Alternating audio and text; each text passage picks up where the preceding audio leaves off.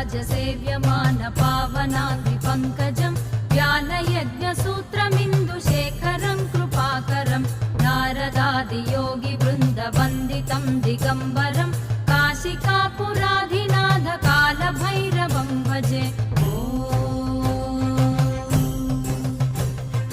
भानुकोटिभास्वरं भवाब्धितारकं परं नीलकण्ठमीप्सितार्थदायकं त्रिलोचनं कालकालमम्बुजाक्षमक्षशूलमक्षरं काशिकापुराधिनाथ कालभैरवं भजे।